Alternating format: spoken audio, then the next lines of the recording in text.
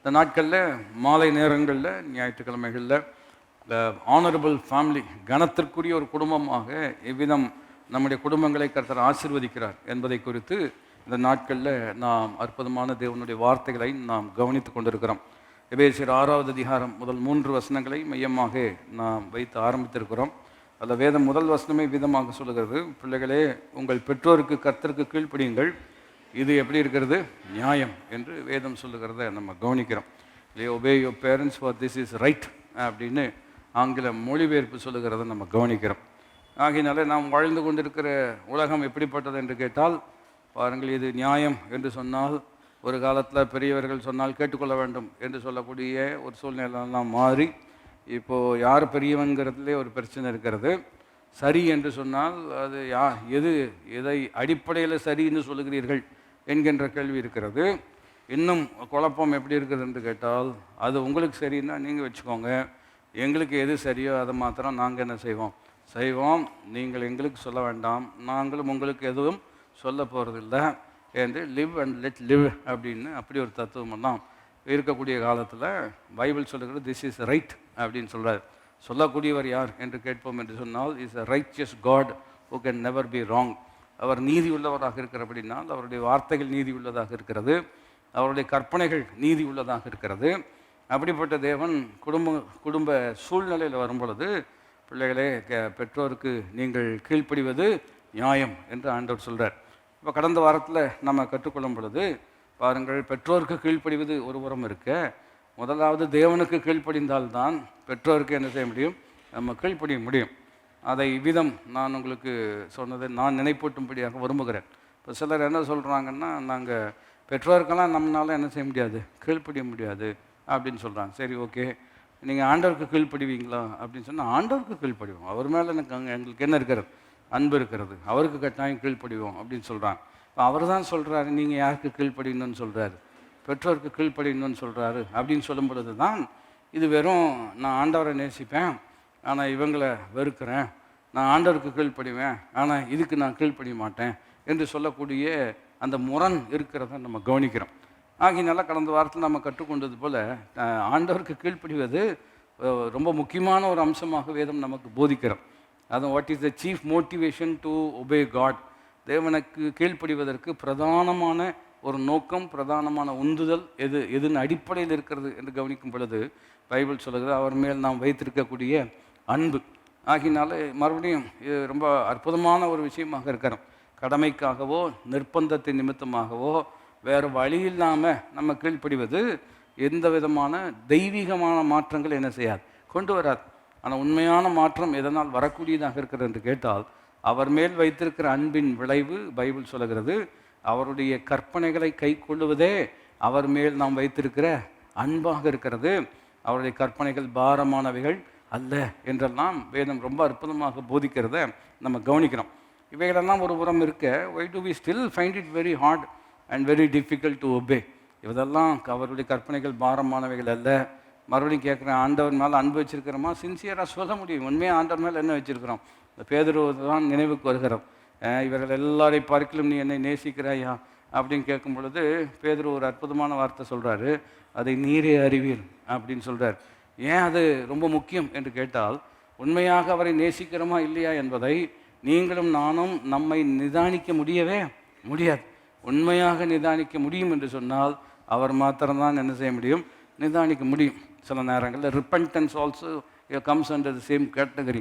மனம் திரும்புதல் என்று வரும் பொழுது, நான் மனம் திரும்பிட்டேன் அப்படின்னு நான் இன்றைக்கி சொல்லுவேன், நாளைக்கு எதிலிருந்து திரும்பினேன்னா அதுக்குள்ளேயே தான் என்ன செய்வேன், திரும்ப போவேன். அப்போ இன்றைக்கி என் பேச்சை கேட்டு நீங்கள் நம்புனீங்க அப்படின்னு சொன்னால் நாளைக்கு எதிர்மறையாக செயல்படும் பொழுது என்ன எதிர்புதிருமாக இருக்கிறது ஒன்றுமே புரிய மாட்டேங்குது. யாரையும் நம்பக்கூடாது, யார் பேச்சையும் நம்பக்கூடாது என்பது போல் நம்ம நினைக்கிறோம். அதனால தான் பைபிள் சொல்லுகிறது, மனுஷனுடைய இறுதியும் திருக்குள்ளதும் மகா கேட்டுள்ளதுமாக இருக்கிறது, யார் அதை அறிந்து கொள்ள முடியும் என்று ஒரு கேள்வி எழுப்பப்படுகிறது.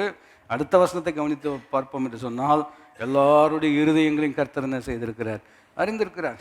அப்படி இருக்கிறதுனால மறுபடியும் அன்பு கூறுவது தான் கீழ்ப்படிவதற்கான மிகப்பெரிய ஒரு உந்துகோலாக இருக்கிறதை வேதம் போதிக்கிறோம். அப்படி இருக்கிறதுனால இந்த கீழ்ப்படிதல் வரும்பொழுது ஏன் நமக்கு இன்னும் சிரமமாக இருக்கிறது, மறுபடியும் முன்பு சொன்னதை நினைப்பூட்டும்படியாக விரும்புகிறேன். இந்த குடும்ப பிரச்சனைகளில் தீர்வு இல்லாமலெல்லாம் இல்லை. அந்த தீர்வுக்கு நம்முடைய கீழ்ப்படிதல் ரொம்ப முக்கியமாக இருக்கிறது இல்லையா? நீங்கள் எந்த ஒரு பிரச்சனை முட்டுக்கட்டையாக இருக்கிறது இல்லையா, மாற்றமே வர மாட்டேங்குது, இது எப்படிங்க அதை தீர்க்க முடியும் அப்படின்னு சொன்னோம்னா, நிறைய நேரங்கள் ஆட்கள் இப்படி சொல்கிறது நீங்கள் கேட்டிருப்பீங்க.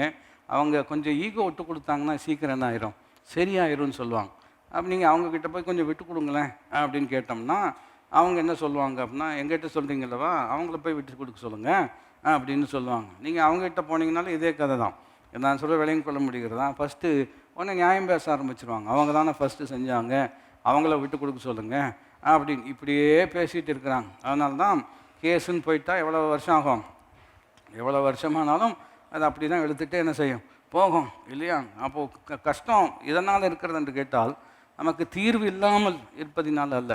அப்போது ஒரு பிரச்சனைக்கு தீர்வே இல்லை அப்படின்னு சொன்னோம்னா வேறு என்ன பண்ண முடியும், அதை ஏற்றுக்கொள்ளத்தான் வேணும் அப்படின்னு சொல்லலாம். ஆனால் தீர்வு இருக்கிறது. இந்த தீர்வில் ஒரு முக்கிய பங்கு என்னவென்று கேட்டால் சம்பந்தப்பட்டவர்களுடைய கீழ்ப்படிதல் ரொம்ப ரொம்ப முக்கியம். ஆனால் கீழ்ப்படியணும்னு வரும் பொழுது தான் நமக்குள்ள அந்த ரெபல்லியஸ் நேச்சர் என்ன செய்கிறது, வரக்கூடியதாக இருக்கிறது. அதை எப்படி மேற்கொள்ளும்படியாக ஆண்டவர் நமக்கு உதவி செய்கிறார், அதில் சில நுணுக்கங்களை நாம் கற்றுக்கொள்வது நமக்கு மிகுந்த முக்கியத்துவம் வாய்ந்ததாக இருக்கிறது.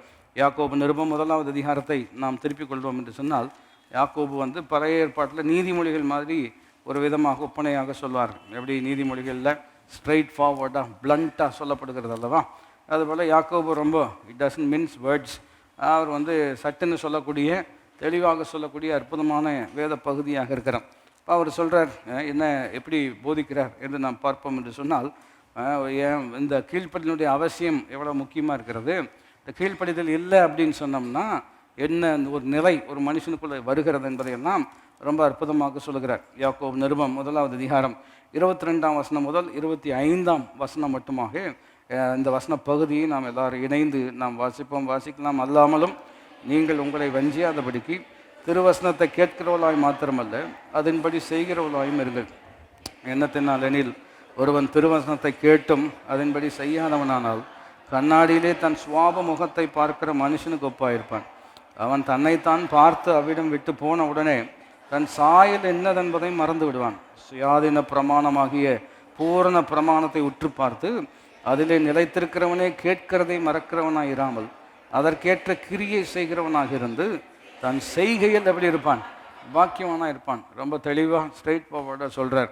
அதை 22ஆம் வசனத்தை நம்ம கவனிக்கும் பொழுது, அல்லாமலும் நீங்கள் உங்களை வஞ்சியாதபடிக்கு திருவசனத்தை கேட்கிறவர்களாய் மாத்திரம் இல்லாதபடிக்கு அதன்படி செய்கிறவர்களாக இருக்கணும் அப்படின்னு சொல்கிறார். அப்போ இது ரொம்ப அடிப்படையான ஃபவுண்டேஷ்னல் டீச்சிங்காக இருக்கார். அவர் என்ன சொல்கிறார் என்று கேட்டால், நீங்கள் உங்களை வஞ்சியாதபடிக்கு வசனத்தை கேட்கறது மாத்திரம் போதாது அப்படின்னு சொல்கிறார். இன்றைக்கு காலையில் நம்ம கற்றுக்கொண்ட சத்தியம் என்னவென்று கேட்டால், தீர்மானம் செயலாக்கத்தோடு என்ன செய்யப்பட்டிருக்கிறது, இணைக்கப்பட்டிருக்கிறது. தீர்மானம் மாத்திரம் எடுத்துட்டு அதனுடைய செயல்பாட்டிற்கான எந்தவித கிரியை நாம் நடப்பிக்கவில்லை என்று சொன்னால் நல்ல தீர்மானங்கள் தான், ஆனால் நல் மாற்றங்கள் நம்முடைய வாழ்க்கையில் என்ன செய்யாது, வராது. நல்ல டெசிஷன் தான் எடுத்திருக்கிறீங்க, ஆனால் இன்னும் ஏன் நல்ல மாற்றம் வரல அப்படின்னு சொன்னோம்னா அந்த தீர்மானத்திற்கு ஏற்ற செயல்பாடு இல்லாமல் இருக்கிறத நம்ம கவனிக்கிறோம். அப்போ அதே விதமாக தான் பிரமாண ரீதியாக ரொம்ப அற்புதமாக போதிக்கப்படுகிறது. என்னவென்று கேட்டால், திருவசனத்தை கேட்பது நமக்கு கிடைத்த மிகப்பெரிய ஒரு பாக்கியம். ஆனால் அவர் சொல்கிறாரு, டோன்ட் டிசீவ் யுவர் செல்ஃப். வசனத்தை கேட்டுட்டோங்கிறதுல திருப்தி அடைந்து அதுக்கு அடுத்த கட்டத்துக்கு போகாமல் இருப்பீர்கள் என்று சொன்னால் நீங்கள் உங்களை நீங்களே என்ன செய்கிறீர்கள், வஞ்சிக்கக்கூடியவர்களாக இருக்கிறீர்கள் என்று சொல்கிறார். ஆகினால தான் இந்த விதத்தில் நிதானிப்போம் என்று சொன்னால், இப்போ ஏராளமான பிரசங்கங்கள் கேட்பதற்கான வாய்ப்பு இருக்கிறது. இல்லை 24 மணி நேரம் நீங்கள் பிரசங்கம் கேட்கணுன்னாலும் 24 மணி நேரம் இல்லை, அதற்கான வசதிகள் வாய்ப்புகள் எல்லாம் இருக்கிறது. ஏகப்பட்ட வேதாகமங்கள் இருக்கிறது இல்லையா. இப்போ இந்த கம்ப்யூட்டர் எல்லாம் நல்ல முன்னேற்றம் அடைந்து ரொம்ப அற்புதமான நிலையில் நம்ம இருக்கிறோம் இல்லையா. நீங்கள் கவனித்து பார்ப்பீர்கள் என்று சொன்னால், இப்போ பைபிள்னு இருக்கிறது. அதில் போனால் எவ்வளோ மொழியில் உங்களுக்கு வாசிக்கணும், எல்லா மொழியிலும் வச்சுருக்கிறாங்க. ஒவ்வொரு மொழிபெயர்ப்புலையும் என்ன செய்திருக்கிறார்கள், வைத்திருக்கிறார்கள்.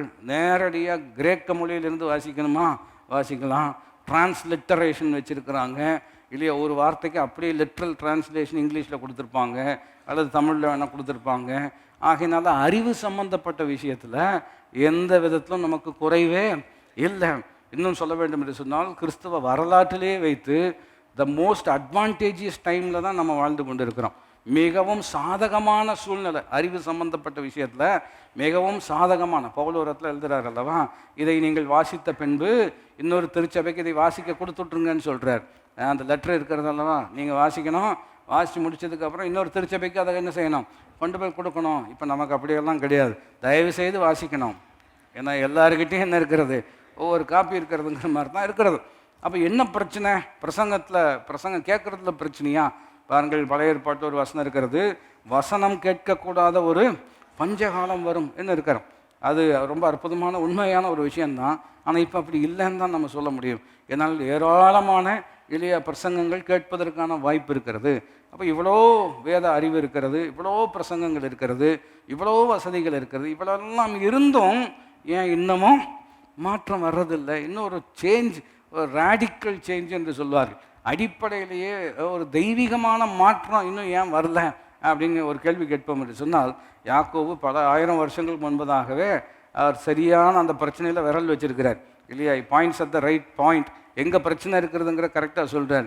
எங்கே பிரச்சனை இருக்கிறது, திருவசனத்தை கேட்கிறவர்களாக இருக்கிறார்கள், ஆனால் அதன்படி செய்கிறவர்களாக இல்லை என்று சொன்னால், நம்மளை ஏமாத்துறதுக்கு பிசாசெல்லாம் வரணும்னு அவசியமே கிடையாது.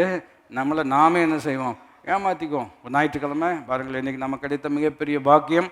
சிலருக்கு காலையிலையும் வந்திருக்கிறோம், ரொம்ப சந்தோஷம். மாலை நேரத்திலும் ஆலயத்துக்கு வருவது மிகப்பெரிய ஒரு ஆசீர்வாதம். நைட்டு தூங்கும்போது மிகப்பெரிய ஒரு திருப்தி இருக்கிறது. என்ன திருப்தி என்று கேட்டால், இன்றைக்கி காலையிலையும் போயிருக்கிறோம், இன்றைக்கி சாயங்காலமும் போயிருக்கிறோம். பெரிய பாக்கியம் ஒரு வகையில் உண்மை.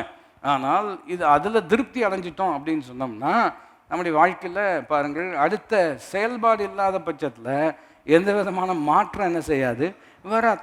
அப்போது எப்போ தான் மாற்றம் வருகிறது, எப்போ தான் இந்த தெய்வீகமான நிறைவு ஏற்படுகிறது என்று ஒரு கேள்வி கேட்போம் என்று சொன்னால், திருவசனத்தை கேட்கிறவர்களாக மாத்திரம் இல்லாதபடிக்கு அதன்படி என்ன செய்ய வேண்டும், செய்யணும். ஆகினால தான் இப்படி நான் உங்களுக்கு உற்சாகப்படுத்தியிருக்கிறேன். இன்றைக்கி என்ன பிரசங்கம் அப்படின்னு கேட்குறதுல தப்பு கிடையாது, யார் பேசுனாங்கன்னு கேட்குறதுலையும் தப்பு கிடையாது. அடுத்த கேள்வி, முக்கிய கேள்வி என்னவென்று கேட்டால், கர்த்தர் உங்களோடு என்ன பேசியிருக்கிறார், கர்த்தர் உங்களோடு கூட என்ன பேசியிருக்கிறார், பைபிள் வாசிச்சிருக்கிறீங்களா அப்படின்னு பிள்ளைகளை பார்த்து கேட்பது சரியான முறை இல்லையா? ஒரு தேவ மனுஷன் நம்முடைய ஆலயத்தில் சொல்லும் பொழுது அவர் இந்த வார்த்தையை சொன்னார். சிலருக்கு ஒரு வேளை நினைவு இருக்கலாம், என் வாழ்க்கையில் என்னை காப்பாற்றியதே சங்கீதம் 117ன்னு சொன்னார். கேட்டிங்களா, ஞாபகம் வச்சுருக்கீங்களா? அதனால் எப்போ அவங்க பெற்றோர் கேட்டாலும் வாசிட்டேன்னு சொல்லுவார். ஏன்னா அதில் எத்தனை வசனம் தான் இருக்கிறது, 2 வசனம் தான் இருக்கிறது என்ன சொன்னார் அல்லவா? ஞாபகம், நிறைய பேர் ஞாபகம் வச்சுருக்கிறீங்க. அப்போ குறிப்பு என்ன வாசிச்சிங்க அப்படின்னு, வாசிச்சிங்களா அப்படின்னு கேட்டால் ஆமாம் வாசித்தேன்னு எளிமையாக நம்மளால் அதில் போய் கிடையாது, வாசிச்சிட்டேன், அது கரெக்டு தான். ஆனால் கேள்வி எப்படி கேட்கும், வாசிக்கும் பொழுது கர்த்தர் உங்களோடு என்ன பேசினார், என்ன செய்ய சொன்னார், அடுத்தது என்ன செய்யணும்னு அது செய்கிறதுக்கு உண்டான ஒரு வழிமுறை இருக்கிறது அல்லவா? இது ரொம்ப ரொம்ப முக்கியம். காலையில் இன்னொரு விஷயத்தையும் நாம் நினைவுபடுத்தி கொள்வது நல்லது. எல்லாம் அவர்கிட்ட சொல்லிட்டேன், make everything known to God in prayer, ஜெபத்தில் எல்லாவற்றையும் அவருக்கு தெரிவிங்கள் அப்படின்னு பைபிள் இருக்கிறது. கரெக்டு தான், உண்மை தான். அவர்கிட்ட சொல்லியாச்சு இல்லையா? எல்லாம் அவர்கிட்ட சொல்லிட்டேன், எல்லாம் அவர் பார்த்துக்குவார், கரெக்ட் பார்த்துக்குவார் தான்.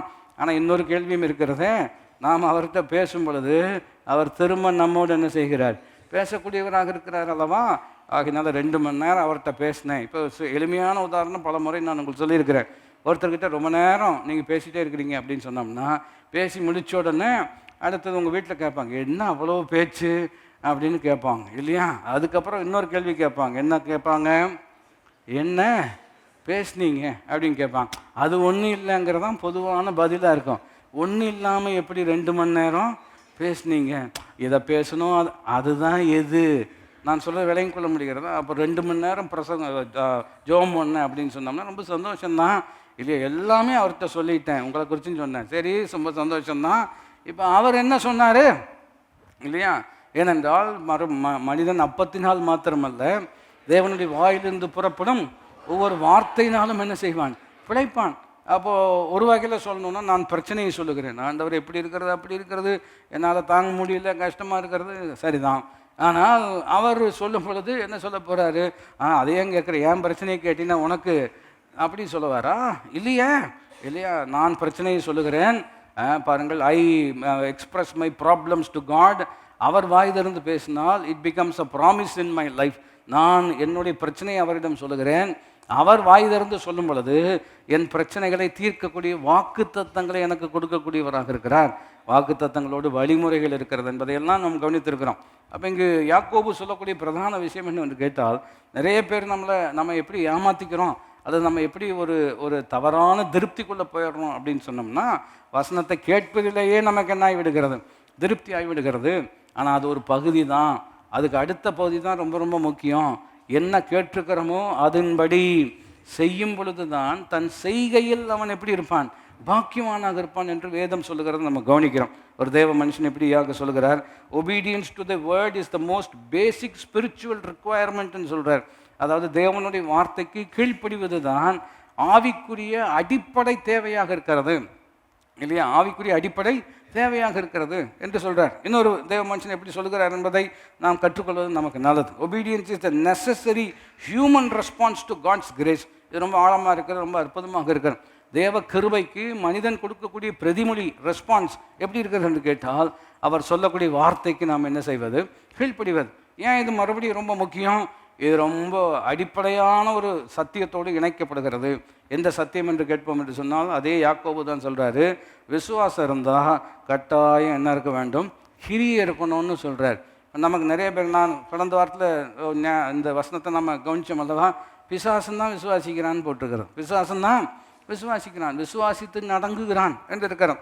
அப்போ அவனுக்கும் நமக்கும் என்ன வித்தியாசம் இல்லையா? அவனும் ஆண்டவர் மேலே நம்பிக்கை, அவர் இருக்கிறாருன்னு அவனுக்கு நம்பிக்கை இருக்கிற, ஏன்னா பார்த்துருக்கிறான், எல்லாமே அந்த வகையில் சரிதான்.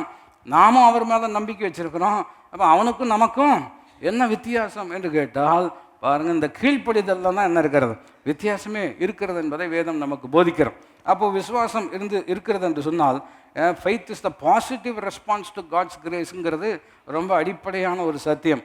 கிருபைக்கு நம் மனித சார்பில் நாம் கொடுக்கக்கூடிய பிரதிமொழி என்பது மிக முக்கியமான ஒரு விஷயமாக இருக்கிறதை வேதம் நமக்கு போதிக்கிறத நம்ம கவனிக்கிறோம். அப்போ மறுபடியும் இன்னொரு கோணத்தையும் நாம் கற்றுக்கொள்வது ரொம்ப முக்கியம். ஏன் இதெல்லாம் கவனிக்கிறோம் என்று கேட்டால், பாருங்கள், சத்தியத்தை அறிவீர்கள், சத்தியம் உங்களை என்ன செய்யும், விடுதலையாக்கும் என்று இருக்கிறோம்.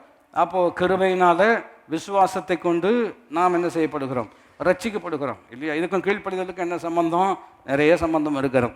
கிருபை கொடுக்கிறது, விசுவாசம்தான் என்ன செய்கிறது, பெற்றுக்கொள்ளக்கூடியதாக இருக்கிறோம். அப்போ கிருபை கொடுத்து விசுவாசம் பெற்றுக்கொள்ளவில்லை என்று சொன்னால் இல்லையா, அந்த நிறைவு என்ன செய்யாது, உண்டாகாது. நாம் இதை ரொம்ப எளிமையாக நம்ம விளங்கி இருக்கிறோம். மறுபடியும் நினைப்பூட்ட வேண்டும் என்று சொன்னால், நான் உங்களுக்கு ஒரு பரிசு வைத்திருக்கிறேன் என்று உதாரணப்படுத்தினால், அதை கொடுப்பதற்காக நான் கரம் நீட்டுகிறேன், பரிசோடு கூட கரம் நீட்டுகிறேன். நீங்கள் அதை உங்களுடையதாக மாற்றிக்கொள்ள வேண்டும் என்று சொன்னால் என்ன செய்ய வேண்டும், அதை கை நீட்டி என்ன செய்யணும், பெற்றுக்கொள்ளணும். சில நேரத்தில் கை நீட்டி பெற்றுக்கொள்வது காட்டணும். சிலர் எப்படி சொல்லிடுறாங்கன்னா, அங்கே வச்சுட்டு போங்க, வேணுங்க போது என்ன செஞ்சுக்கிறேன், எடுத்துக்கிறேன் அப்படின்னு சொன்னாங்கன்னா, அது அப்படிப்பட்ட ஒரு விஷயம் அல்ல இல்லையா? ஆனால் தான் தெரியும், கீழ்ப்படியும் போது தான் நாங்கள் கீழ்ப்படிய முடியும், உங்கள் அவசரத்துக்கெல்லாம் நாங்கள் என்ன செய்ய முடியாது அப்படின்னு சொல்லுவோம் என்று சொன்னால், மறுபடியும் இன்றே ரட்சணிய நாள், இன்றே அனுக்கிரக காலம், இன்றைக்கு கர்த்தருடைய வார்த்தையை சத்தத்தை உங்கள் இருதயத்தில் கேட்பீர்கள் என்று சொன்னால், உங்கள் இருதயத்தை என்ன செய்யாதிருங்கள், கடினப்படுத்தாதிருங்கள் என்றெல்லாம் வேதம் சொல்லுகிறோம். அப்போ ஃபெய்த் இருக்கிறது, அவர் மேலே நம்பிக்கை வச்சிருக்கிறேன், அவர் மேலே விசுவாசம் வைத்திருக்கிறேன் என்று சொன்னால், அதை நிரூபிப்பது எப்படி என்று கேட்டால், கீழ்ப்படிதல் தான் விசுவாசம் தேவன் மேல் வைத்திருக்கிறது என்பதை நிரூபிக்கக்கூடியதாக இருக்கிறது. மறுபடியும் இன்னொரு சொற்றுடன் நான் உங்களுக்கு சொல்லியிருக்கிறேன், faith without any proof is ஃபேக்குன்னு சொல்லுவாங்க இல்லையா? விசுவாசம் இருந்து அதற்கு ஏற்ற கிரியை இல்லை என்று சொன்னால் அது விசுவாசமே இல்லை. அதுபோல் பிரசங்கம் கேட்டு அதுக்கு கீழ்ப்படிந்தால்தான் உண்மையாகவே கேட்டிருக்கிறீர்கள் என்பது கீழ்ப்படிதலில் என்ன செய்யக்கூடியதாக இருக்கிறது, நிறைவேறக்கூடியதாக. அப்போ இங்கே நமக்கு எங்கே பிரச்சனை இருக்கிறது அப்படின்னு கேட்டோம்னா, பிரசங்கம் கேட்பதில் எந்த விதமான குறையே இல்லை இல்லையா? பாருங்கள், சிலர் எப்படி பிரசங்கம் கேட்குறாங்க அப்படின்னு சொன்னீங்கன்னா, பாருங்கள், யூடியூப்பில் போயிட்டு அந்த செட்டிங்கில் போய் அந்த நார்மல் எடுத்துகிட்டு 1.25 வச்சோம்னா பிரசங்கியாரே எப்படி பேசுவார், வல்லம் இல்லாதவர்கள் கூட ரொம்ப வல்லமே என்ன செய்வாங்க, பிரசங்கம் பண்ணுவாங்க. ஏன்னா சில பிரசங்கியார் நிறுத்தி நிதானமாக தான் என்ன செய்வாங்க, பேசுவாங்க. அது ஒரு நல்ல முறைமை. இப்போ அந்த அளவுக்கு பொறுமையெல்லாம் யாருக்கும் இல்லை. அதனால் என்ன நானும் அன்னைக்கு ஒருத்தர் கேட்டுன்னா, என்ன இவ்வளோ வேகமாக பேசுகிறாரு அப்படின்னு சொன்னேன். இவர் அவ்வளோ வேகமாக பேச வைக்கிறார் நான் சொல்ல விலைக்கு சொல்ல முடிகிறது தான். நார்மலாக பேசக்கூடியவரை இவ்வளோ வேகமாக பேச வைக்கிறாரு, சரிதான். அதே மாதிரி உங்கள் இருதயத்தில் போய் செட்டிங்ஸில் மாற்றி லேட்டாக கீழ்ப்படுகிற நீங்கள் கொஞ்சம் சீக்கிரம் கீழ்ப்படுகிற மாதிரி அந்த நார்மல்லேருந்து ஒரு 1.25 1.5 கொண்டு வந்தீங்கன்னா உங்கள் குடும்பம் எப்போவோ, நான் சொல்கிறது விலைக்கு கொள்ள முடிகிறதா, இந்த செட்டிங்கில் தானே பிரச்சனை நமக்கு இல்லையா? நம்ம செட்டிங்கில் போய் ஆஃப் பண்ணி விட்டுறது, டிசேபிள் பண்ணி. பசங்க அப்படி கேட்டுகிட்டே இருப்பாங்க, நீங்கள் என்ன வேணால் சொல்லி 8 மணிக்கு முடிச்சுப்பீங்களே, அப்புறம் பார்த்துக்கிறேன் அப்படிங்கிற மாதிரி சொன்னாங்க. அதனால் சர்ச்சுக்கு வந்திருக்கிறேன். வரக்கூடாதுங்கிற பேச்சு வந்துடக்கூடாது. வந்தாச்சு, என்ன வேணாலும் சொல்லுங்கள். சிலர் வீட்டில் போய் கேட்பாங்க, பாஸ்டர் சொன்னதெல்லாம் கேட்டிங்களா? ஆமாம்மா, நல்லா, அவர் எப்பவுமே நல்லா தானே சொல்லுவார் அப்படின்னு நானே என்னை மெச்சிக்கொள்கிறேன். நான் சொல்ல வேலையும் சொல்ல முடிகிறதா? கரெக்டாக தான் சொல்லுவார். இல்லை, நம்ம வீட்டை குறித்து சொன்னாரா? எல்லோரும் நம்ம வீட்டில் மாத்திரமா பிரச்சனை, அங்கே வந்தவங்க எல்லாருமே பிரச்சனைக்குரியவர்கள் தான். இப்படியெல்லாம் ஒப்பேற்றிட்டு இருக்கிறதுனால தான் மாற்றங்கள் என்ன செய்கிறது இல்லை, வரமாட்டேங்குது. அப்போ எங்கே பிரச்சனைன்னு சொன்னோம்னா, அவர் மேலே நம்பிக்கையில் பிரச்சனை கிடையாது, நடக்கையில் தான் நமக்கு பிரச்சனையாக இருக்கிறது. பிரசங்க கேட்குறதுல நமக்கு பிரச்சனை இல்லை, பிரசங்க வார்த்தையின்படி செயல்படுவதில் தான் நமக்கு என்ன இருக்கிறது, குறை இருக்கிறது. இந்த குறை நீங்க வேண்டும் என்பது தான் இன்றைக்கு நாம் கற்றுக்கொள்ளக்கூடிய பாடத்தினுடைய முக்கியமான அம்சமாக இருக்கிறது. ஆக இப்போ பைபிள் ரொம்ப அற்புதமாக சொல்கிறது, அப்படி ஃபெய்த் வித்தவுட் ஒர்க்ஸ் நம்ம கவனிச்சோம் அல்லவா, விசுவாசம் இருந்து கிரியை இல்லை அப்படின்னு சொன்னோம்னா அது செத்தது அப்படின்னு சொல்கிறார். இதை எப்படி இன்னொரு உதாரணம் சொல்ல வேண்டும் என்று சொன்னால், இல்லையா, நம்பிக்கையா நடக்கையா அப்படின்ட்டு சிலர் டிபேட் பண்ணிகிட்டு இருப்பாங்க. நம்பிக்கை முக்கியமாக, நடக்க முக்கியமா? பைபிள் அப்படியெல்லாம் வித்தியாசம்லாம் ஒன்றும் கொண்டு வரல. நம்பிக்கையும் நடக்கையும் ஒன்றோடு ஒன்று இணைக்கப்பட்டிருக்கிறது. எப்படி சொல்கிறார் என்றால், ஆங்கிலத்தை சொன்னால் are we saved by faith or we saved by works அப்படின்னு அது ஒரு ஏஜ் லாங் டிபேட் இருக்கிறோம். விசுவாசனால நம்ம ரட்சிக்கப்படுறோமா, கிரியையினால் ரட்சிக்கப்படுறோமா, salvation by works or salvation by faith. இதெல்லாம் ரொம்ப உபதேச ரீதியாக உள்ள ஒரு விஷயம். ஆனால் பிரமாண ரீதியாக ரொம்ப எளிமையான ஒரு விஷயம்தான். யாக்கோபு சொல்லும் பொழுது ரெண்டையும் இணைச்சி தான் சொல்கிறார். We are saved by faith that works, not faith and works but faith that ஒர்க்ஸ்ன்னு இருக்கார். அதாவது கிரியையினாலேயா விசுவாசனாலேயா இல்லை, கிரியை செய்கிற விசுவாசம். எல்லாரும் இணைந்து சொல்ல முடியாது இருக்கிறோம், கிரியை செய்கிற விசுவாசம். அப்போ எந்த வார்த்தை மாற்றங்களை கொண்டு வருகிறது என்று கேட்டால், கேட்டு அதன்படி செய்யும் பொழுது தான் நம்முடைய வாழ்க்கையில் அற்புதமான மாற்றம் என்ன செய்கிறது, ஏற்படுகிறது. அப்படி செய்யலை அப்படின்னு சொன்னோம்னா அதுதான் அந்த ஒரு நிலையம் அவர் ரொம்ப அற்புதமாக விளக்குகிறார். என்ன சொல்கிறார் என்று கேட்டால், ஒருவன் திருவசனத்தை கேட்டு அதன்படி செய்யாமல் இருப்பான் என்று சொன்னால் அவன் தன்னைத்தான் என்ன செய்கிறான், வஞ்சித்துக் கொள்கிறான். மறுபடியும் செல்ஃப் டிசப்ஷனுங்கிறது ரொம்ப மோசமான ஒரு ஒரு ஒரு வஞ்சகம் இல்லையா? பிசாசு ஏவாளை வஞ்சித்தான் இருக்கிறது அல்லவா? அப்போ நம்ம அதை புரிஞ்சுக்கிறோம், யாரையோ ஏமாற்றிட்டாங்கங்கிறது விளங்கிக்கொள்கிறோம். யாக்கோபு சொல்லக்கூடிய தன்மை எப்படி இருக்கு என்று கேட்டால், நாம் வேறு யாராலும் ஏமாற்றப்படவில்லை, நாம் யாரையே ஏமாற்றிக் கொள்கிறோம், நம்மையே தான் ஏமாற்றி கொள்கிறோம். எப்படி ஏமாற்றி கொள்கிறோம்னா, நான் இன்றைக்கி சர்ச்சுக்கு போயிட்டு வந்தேன், நான் பைபிள் ரீடிங்கெல்லாம் மிஸ்ஸே என்ன செய்கிறதில்ல, பண்ணுறதில்ல. சிலரெல்லாம் அந்த ஒரு வருஷத்துக்குள்ளே ஒரு தடவை பைபிள் வாசித்து முடிக்கணுங்கிற அந்த ரொட்டீனில் தான் இருப்பாங்க. அதனால் ரொம்ப ரிலீஜியஸாக அவங்க அதெல்லாம் கடன்னு என்ன செய்வாங்க, அதெல்லாம் வாசி முடிச்சிடுவாங்க. கேட்டிங்கன்னா இந்த வருஷம் வாசிச்சாச்சு, போன வருஷம் வாசிச்சாச்சு. அது எல்லாமே ரொம்ப சந்தோஷமான விஷயந்தான். ஒரு வாரம் கூட நான் சர்ச்சுக்கு போகிறத மிஸ் பண்ணதே இல்லை, ரொம்ப சந்தோஷம். ஆனால் அங்கே முக்கியமான விஷயம் என்று கேட்டால், அந்த வார்த்தைக்கு நாம் கீழ்ப்பணிந்திருக்கிறோமா என்பது தான் மிக முக்கியம். ஆனால் வெறும் வாசிப்பதிலும் ஆலயத்துக்கு போவதிலும் மாத்திரம் நாம் திருப்தி அடையக்கூடியவர்களாக இருப்போம் என்று சொன்னால், நம்மை ஏமாற்றுவதற்கு வேறு யாருமே வேண்டாம், நம்மை ஏமாற்றுவதற்கு நாமே போதுமானவர்களாக இருக்கிறோம் என்று வேதம் சொல்லுகிறத நம்ம கவனிக்கிறோம். அப்போ நான் உங்களுக்கு சொன்னது போல் இந்த செல்ஃப் டிசப்ஷனுங்கிறது ரொம்ப it's worst kind of deception. அதுதான் ரொம்ப மட்டமான மோசமான ஒரு வஞ்சகம். ஏனென்றால் இந்த வஞ்சகத்தில் பிரச்சனை என்னவென்று கேட்டால், நான் என்னை ஏமாற்றுகிறேன், ஆனால் நான் என்னை ஏமாற்றுகிறேன் என்பது எனக்கே என்ன செய்யாது, தெரியாது. இப்படி ஒரு நிலையில் ஒரு மனுஷன் மாட்டினான்னா யார் தான் அவங்க மீட்டு கொண்டு வர முடியும்? நன்றாக நான் சொல்வதை யோசிக்கும்படியாக விரும்புகிறேன். என்னை நான் ஏமாற்றிக் கொள்கிறேன், நான் என்னை ஏமாற்றிக் கொள்கிறேன் என்று எல்லாருக்குமே தெரிகிறது, எனக்கு மாத்திரம் என்ன செய்ய மாட்டேங்குது, தெரிய மாட்டேங்குது. எல்லாரும் வேடிக்கை தான் பார்க்க முடியுமே தவிர என்னை காப்பாற்ற ஒருவராலும் முடியாது.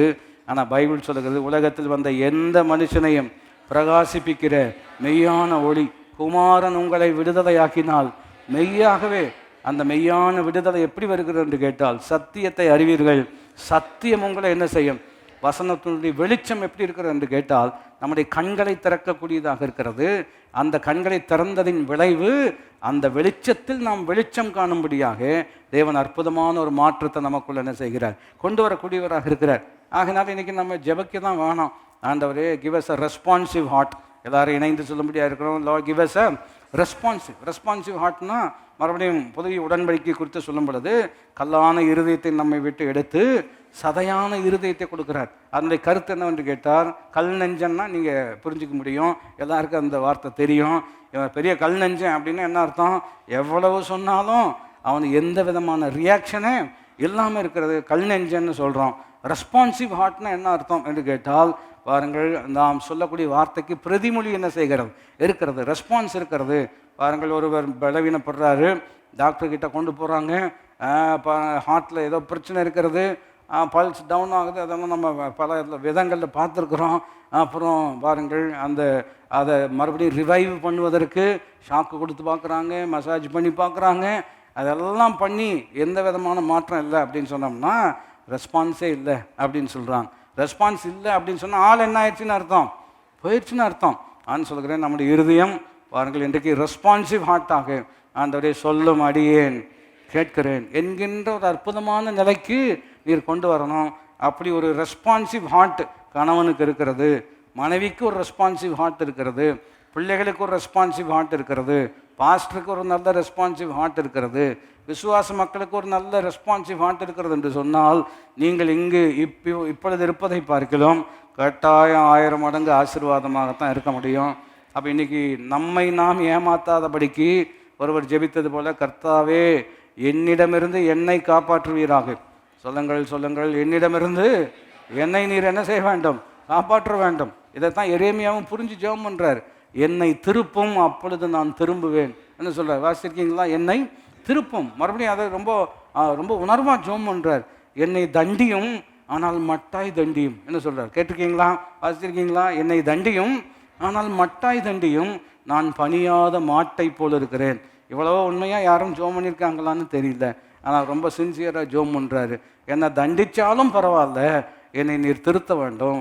எனக்குள்ள அந்த பணியாத ஒரு தன்மை இருக்கிறது, ரெபலியஸ் நேச்சர் இருக்கிறது. இந்த குணம் இருக்கிற வரைக்கும் நம்ம குடும்பத்தை ஏமாத்துறதுக்கு வேறு யாரும் வேண்டி தேவையில்லை. நாமே நம்ம என்ன செய்வோம், ஏமாற்றிக்கொள்வோம். 1 யோவான் 1:8 கவனித்து பார்த்தீங்கன்னா ஒரு சில வசனங்களை நான் உங்களுக்கு சொல்லும்படியாக விரும்புகிறேன். சுய வஞ்சகத்தை குறித்து வேதம் என்ன நமக்கு போதிக்கிறது என்பதை நாம் பார்ப்பது நல்லது. கீழ்ப்படிதலுக்கு இவைகளை நாம் புரிந்து கொள்வது மிகவும் அவசியம். 1 யோவான் 1ஆம் அதிகாரத்தில் 8ஆம் வசனம் இவ்விதமாக நமக்கு போதிக்கிறது. நமக்கு பாவம் இல்லை என்போமானால் நம்மை நாமே வஞ்சிக்கிறவர்களாக இருப்போம், சத்தியம் நமக்குள் இராதுன்னு சொல்கிறார். அப்போது மறுபடியும் இங்கே ஒரு சுய வஞ்சனை குறித்து சொல்லியிருக்கிறது. யாக்கோபில் என்ன கவனித்தோம், பிரசங்கம் கேட்டு அதன்படி செய்யலைன்னு சொன்னால் நம்மளை நாமே என்ன செய்கிறோம், ஏமாற்றி கொள்கிறோம். இங்கே எப்படி இருக்குது என்றால், நமக்குள் பாவம் இல்லை என்று சொல்வோமானால் நம்மை நாமே எந்த அர்த்தத்தில் சொல்கிறாரு என்பதை விளங்கிக் கொள்வது ரொம்ப ரொம்ப முக்கியம். எத்தனை பேர் பரிசுத்தவான்களாக இருக்கிறீர்கள்? நம்ம எல்லாரும் பரிசுத்தவான்கள் தான் இல்லையா? அதனால் கேட்கணுன்னு அவசியம் கிடையாது, கை தூக்கணும்னு அவசியம் கிடையாது. நம்ம எல்லாரும் என்ன தான் பரிசுத்தவான். இந்த யோவான் 1 யோவான் யாருக்கு எழுதியிருக்கிறாரு? பரிசுத்தவான்களுக்கு தானே. அப்போ பரிசுத்தவான்களுக்கு என்பது நமக்குள் பாவம் இல்லை என்று சொன்னால் என்ன அர்த்தம் என்று நாம் குழப்பணும்னு அவசியமும் கிடையாது. என்ன சொல்லுகிறார்? சத்தியம் ரொம்ப தெளிவாக இருக்கிறது. பாவத்திலிருந்து நாம் மீட்கப்பட்டிருக்கிறோம் என்பதில் பாவத்தினுடைய பெனால்ட்டி ஆஃப் சென், பாவத்தினுடைய ஆக்கினை தீர்ப்பிலிருந்து கர்த்தர் நம்ம மீட்டிருக்கிறார். இன்றைக்கும் பாவப்புறமான நம்ம எல்லாருக்குள்ளேயும் என்ன செய்கிறது, வேலை செய்யக்கூடியதாக இருக்கிறார். அதெல்லாம் என்ன ஒன்றும் பண்ணாது அப்படின்னு ஒருவன் நினைப்பான் என்று சொன்னால் அவனை ஏமாற்றுவதற்கு அந்த எண்ணமே போதுமானதாக இருக்கிறான். இதைத்தான் பவுல் இவ்விதம் சொல்லுகிறார். நிற்கிறேன் என்கிறவன் விழாதபடிக்கு எப்படி இருக்க வேண்டும், எச்சரிக்கையாக இருக்கணும். பிரசங்கிக்கிற நானே ஆகாதவனாய் போகாதபடிக்கு என் சரீரத்தை ஒடுக்கி நான் என்ன செய்கிறேன், கீழ்ப்படுத்துகிறேன் என்ன சொல்கிறாங்க அல்லவா? இதெல்லாம் எதை காண்பிக்கிறது என்று சொன்னால், பாருங்கள், நம்ம எல்லாருமே ஆண்டவருடைய பிள்ளைகள் தான், நம்ம எல்லாரும் அழைத்து வரக்கூடிய ஆட்கள் தான். ஆனால் அதே சமயத்தில் நம்ம எல்லாருக்குள்ளேயும் பாவ பிரமாணம் என்ன செய்கிறது, வேலை செய்கிறது. இடம் கொடுத்தோம் அப்படின்னு சொன்னால் கட்டாயம் நம்முடைய வாழ்க்கையில் வேண்டிய வேலை செய்யக்கூடியதாக இருக்கிறது. ஆகையினால்தான் எபேசி நிருபத்தில் பவுல் சொல்லும் பொழுது, பிசாசுக்கு என்ன செய்யாதிருங்கள், இடம் கொடாதிருங்கள் அப்படின்னு சொல்லும் பொழுதே விளங்கிக் கொள்ள வேண்டிய விஷயம், அவனுக்கு இடம் கொடுப்பதும் கொடுக்காமல் இருப்பதற்கும் நம்மிடம் அதிகாரம் இருக்கிறது. நான் சொல்ல விளங்கிக் கொள்ள முடிகிறதா? அப்போ இடம் கொடுத்தீங்க அப்படின்னு சொன்னால் கட்டாயம் அந்த கான்டெக்ட்லேயே நீங்கள் கவனித்து பார்த்தீங்கன்னா எவ்விதம் இடம் கொடுக்குறோம் என்பதையும் அங்கே சொல்லப்படுகிறார். பல முறை கற்றுக்கொண்ட விஷயம்தான். சூரியன் அஸ்தமிப்பதற்கு முன்பதாக உங்கள் எரிச்சல் தனிய கடவுது என்ன சொல்கிறார் அல்லவா, அந்த கோர்வையில் தான் பிசாசுக்கு என்ன செய்யாதிருங்கள் இடம். அப்போ எரிச்சலை சரியாக டீல் பண்ணலை இல்லையா, ஒப்புரவாகலை, அதை சரியாக சரி பண்ண முடியல அல்லது இப்போ சரி பண்ணவில்லை என்று சொன்னால் யாருக்கு ஆட்டோமேட்டிக்காக இடம் கொடுக்க வேண்டியது வரும்? பிசாசுக்கு கொடுக்க வேண்டியது வரும். பிசாசுக்கு இடம் கொடுத்தீங்க அப்படின்னு சொன்னீங்கன்னா ஏற்கனவே நமக்குள்ள பாவ பிரமாணம் என்ன செய்கிறது இருக்கிறது. எக்ஸ்டர்னலாக ஒரு எனிமி, இன்டர்னலாக ஒரு ஃப்ரெண்ட் அவனுக்கு இருக்கிறான். 2 பேர் கை கோத்தாங்க அப்படின்னா அந்த குடும்பத்தை குட்டி சவராக என்ன செஞ்சிருவாங்க, மாற்றிடுவாங்க. அவனுடைய கிரியைகளை அழிப்பதற்காகவே கிறிஸ்து வந்திருக்கிறார். உலகத்தில் இருப்பவனை பார்க்கல நமக்குள்ள இருக்கிறவர் எப்படிப்பட்டவர், பெரியவர். எத்தனை பேருக்கு நான் சொல்வது புரிகிறது? அப்போ இங்கே என்ன போதிக்கப்படுகிறது என்று கவனிப்போம் என்று சொன்னால், நமக்குள் பாவம் இல்லை என்று சொல்லுவோமானால் நம்மை நாமே. அப்போ சிலர் ஒருத்தர் தவறுறாங்க இல்லையா, தவறுறாங்க என்று சொன்னால் ஒரு தப்பு செய்கிறார்கள். பார்க்கும் பொழுது சில நேரத்தில் நம்ம இப்படி சொல்கிறோம் இல்லையா, எவனாவது இப்படி பண்ணுவானா அப்படின்னு சொன்னாலே என்ன அர்த்தம்னா, நான்லாம் அப்படி பண்ண மாட்டேன், நான் அவங்கள காட்டிலும் கொஞ்சம் பலன் உள்ளவன் அப்படின்னு நம்ம நினைக்கிறோம்.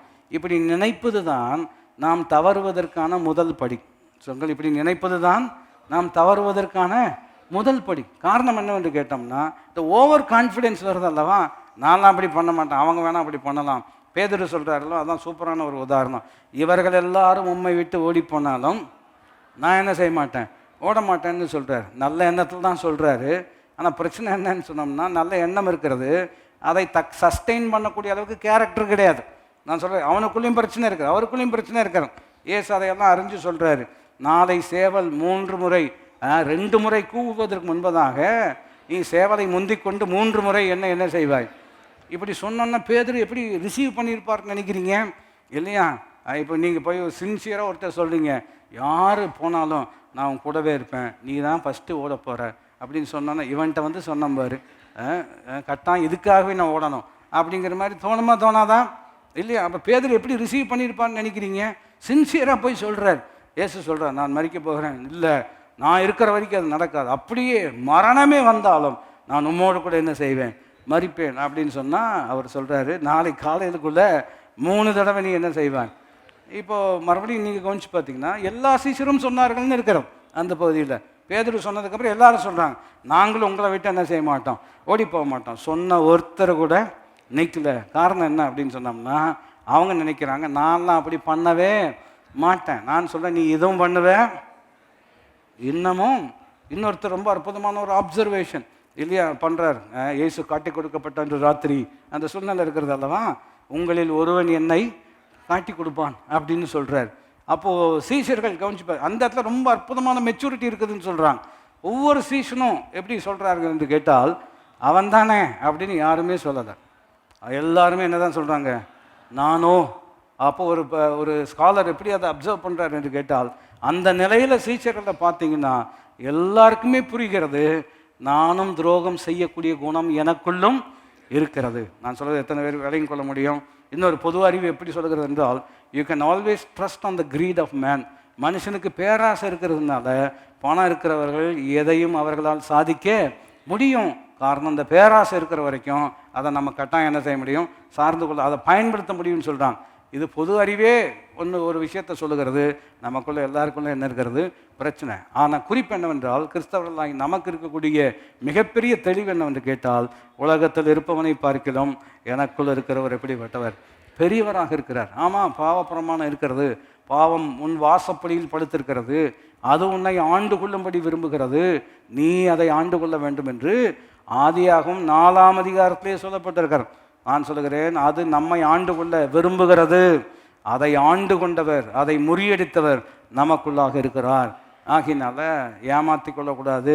நாமும் வல்னரபிள் தான், நாமும் பலவீனப்பட்டவர்கள் தான். சிலர் தவறும் பொழுது அதை பார்க்கும் பொழுது, ஆண்டவரே அப்படிப்பட்ட குறைகள் என்னிடம் அண்டாதபடிக்கு நீர் என்மேல் கிருபையாக என்ன செய்ய வேண்டும் இருக்கணும். நாங்கள் அந்த மாதிரி ஆயிடக்கூடாது. பாருங்கள், இயேசு பிரசங்கித்து கொண்டிருக்கிறார். ஒருத்தர் சொல்கிறார், நியூஸ் கேட்டிங்களா ஆண்டவரே, இந்த மாதிரி கோபுரம் இடைஞ்சு போய் 30 பேர் செத்து போயிட்டாங்களாமே, கேட்டிங்களா அப்படின்னு ஒரு நியூஸ் சொல்கிறாங்க. அப்புறம் இன்னொரு மரணத்தை குறித்து சொல்கிறாங்க. ஏசு அதையெல்லாம் கேட்டுட்டு என்ன சொல்கிறாரு, அவங்க செத்து போனதுனால உங்களை காட்டிலும் மோசம் நினைக்காதீங்க, நீங்களும் மறுத்து போகாதபடிக்கு அல்லது நஷ்டப்படாதபடிக்கு உங்கள் மனதில் மாற்றம், மனம் திரும்புதல் என்ன செய்ய வேண்டும், வர வேண்டும்னு சொல்கிறார். அப்போ உலகத்தில் பல செய்திகள்லாம் கேட்கும் பொழுது, பல சவால்கள்லாம் பார்க்கும் பொழுது, ஆண்டவரே வலுவாதபடி எங்களை காக்க நீர் எப்படிப்பட்டவராக இருக்கிறீர், வல்லவராக. எப்படி வலுவாதபடி காக்கிறாரு? வார்த்தையின்படி நாம் செய்வதின் விளைவுதான் தேவன் வலுவாதபடி நம்ம என்ன செய்யக்கூடியவராக இருக்கிறார், காக்கக்கூடியவராக இருக்கிறார். ரெண்டாவது ஒரு வசனம் சொல்ல வேண்டும் என்று சொன்னால் 1 கொரிந்தியர் 3வது அதிகாரத்தில் நீங்கள் கவனிக்க முடியும். அங்கு பார்க்கும் பொழுது ஒன்று, அதாவது அரகண்ட் இக்னரன்ஸ்ன்னு சொல்லலாம். எனக்குள்ளெல்லாம் அந்த பிரச்சனையெல்லாம் கிடையாது அப்படின்னு சொல்கிறவங்க, அவங்க அறியாமையில் பேசுகிறாங்க. அந்த அறியாமை இருக்கும்போது சில நேரத்தில் சிலருடைய வாழ்க்கையில் அது அராஜகமாக என்ன செய்கிறது, வெளிப்படக்கூடியதாக இருக்கிறது. இங்கு நாம் கவனிப்போம் என்று சொன்னால் 3வது அதிகாரத்தில் பாருங்கள், 18ஆம் வசனம். 1 கொரிந்தியர் 3வது அதிகாரம் 18ஆம் வசனம் இவ்விதமாக வேதம் நமக்கு போதிக்கிறது. ஒருவனும் தன்னைத்தான் வஞ்சியாதிருப்பானாக, இவ்வுலகத்தில் உங்களில் ஒருவன் தன்னை ஞானி என்று எண்ணினால் அவன் ஞானியாகும்படி பைத்தியக்காரன் ஆக கடவன் இருக்கிறான். இது எப்படி இருக்கிறதுனா, ஓவர் செல்ஃப் கான்ஃபிடென்ஸ்னு சொல்லுவாங்க. அதாவது நம்பிக்கை. யார் மேலே நம்பிக்கைன்னா கர்த்தர் மேலே கிடையாது, சுயத்தின் மேலே நம்பிக்கை. நீதிமொழிகள் 3ஆம் அதிகாரம் எல்லாருக்கும் தெரியும். பைபிள் என்ன சொல்லுகிறது? உன் சுய புத்தியின் மேல் சாயாதே, உன்னை ஞானி என்று எண்ணாதே என்ன சொல்லியிருக்கிறது அல்லவா? அப்போ செல்ஃப் கான்ஃபிடென்ஸ் இப்போ உலகத்தில் அதை தான் ரொம்ப ப்ரொமோட் பண்ணுறாங்க இல்லையா? செல்ஃப் ஹெல்ப்னு சொல்லுவாங்க, சுய உதவி என்று சொல்வது, தன்னம்பிக்கை வேண்டும் என்று சொல்வது. இதெல்லாம் ஒரு வகையில் அவங்க என்ன சொல்கிறாங்கங்கிறது நம்ம புரிஞ்சுக்கொள்கிறோம். ஆனால் உங்களுக்கும் எனக்கும் வேதம் தான் பிரதானமாக இருக்கிறது இல்லையா? அப்படி வேதம் பிரதானமாக இருக்கிற அப்படின்னால 3:18 என்ன சொல்லுகிறது? ஒருவனும் தன்னைத்தான் வஞ்சியாதிருப்பானாக, இவ்வுலகத்தில் உங்களில் ஒருவனும் தன்னை ஞானி என்று. அப்படின்னா என்ன, நம்ம முட்டாளுன்னு நம்ம நினைக்கணும் அப்படின்னு சொல்லுதா பைபிள்? இல்லை இல்லை இல்லை, ஞானின்னு நம்மை சார்ந்து என்ன வேண்டாம்னு சொல்கிறார். பாருங்கள், மறுபடியும் அந்த வசனத்தை தான் தெளிவுக்காக சொல்ல வேண்டும். உன் சுய புத்தியின் மேல் சாயாதே, உன்னை ஞானி என்று என்ன செய்யாதே, எண்ணாதே அப்படின்னு சொல்கிறார். மறுபடியும் ட்ரூ விஸ்டம் என்ன சொல்ல வேண்டும். ஒரு அற்புதமான ஒரு கருத்து எப்படி இருக்குது என்று கேட்டால், true wisdom is taking every aspect of reality into அக்கௌண்ட்னு சொல்லுவாங்க. அதாவது உண்மையான ஒரு ஞானம் என்று சொன்னால் எல்லா நிலைகளையும் இல்லையா அதை உள்ளடக்கம் கொண்டு சிந்தித்து செயல்படுவது. அந்த பிரமாணத்தை யோசிப்போம் என்று சொன்னால் எல்லாம் நமக்கு தெரியுமா அப்படின்னு கேட்டிங்கன்னா நமக்கு எல்லாமே என்ன செய்யாது, தெரியாது. எனக்கு எல்லாம் தெரியும் அப்படின்னு சொல்லுவாங்க. ஆனால் உண்மையை நீங்கள் பாருங்கள், அதை அந்த கோர்வையே நீங்கள் கவனித்து சிந்திச்சிங்கன்னா கரெக்டாக ஒருத்தர் ஒரு யூஸ்வலாக இந்த யங் பீப்புள் தான் சொல்லுவாங்க இல்லையா, எனக்கு எல்லாம் தெரியும். கேட்டுக்கிங்களா இல்லையா? எனக்கு எல்லாம் தெரியும் அப்படின்னு சொல்லுவாங்க. எல்லாங்கிற வார்த்தை அண்டர்லைன் பண்ணிங்கன்னா எல்லாம் இவங்க என்ன ஆல் நோயிங் காட் அவங்க இல்லையா? ஒருத்தருக்கு மாத்திரம்தான் எல்லாம் தெரியும். யாருக்கு மாத்திரம்தான் தெரியும்? அவர் ஒருவரே ஞானம் உள்ளவர். அப்படி தானே பைபிள் சொல்லுகிறது, அவர் ஒருவரே ஞானம் உள்ளவர். ஏன்னா அவர் ஒருத்தருக்கு தான் எல்லாமே தெரியும்.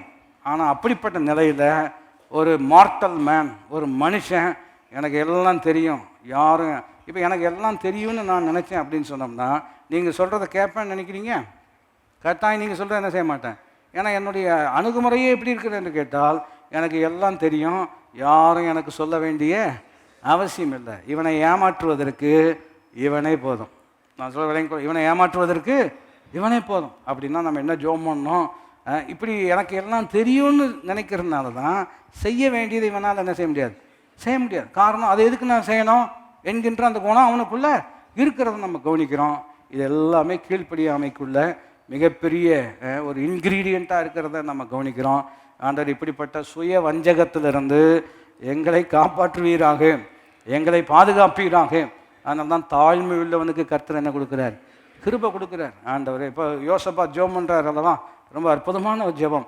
அவர் சொல்கிறார், என்ன செய்ய வேண்டும் என்று எனக்கு தெரியவில்லை, செய்வதற்கான பலனும் எங்களிடத்தில் இல்லை, ஆனால் எங்கள் கண்கள் உண்மையே நோக்கி இருக்கிறது அப்படின்னு சொல்லும் பொழுது அவன் செய்ய வேண்டியதும் செய்வதற்கான பலனையும் கர்த்தர் கொடுத்ததின் அற்புதமான விளைவு என்னவென்று கேட்டால், இந்த யுத்தம் உங்களுடையது அல்ல, இது என்னுடையது என்று கர்த்தர் அவர்களுக்கு வெற்றியை கொடுக்கிறார்.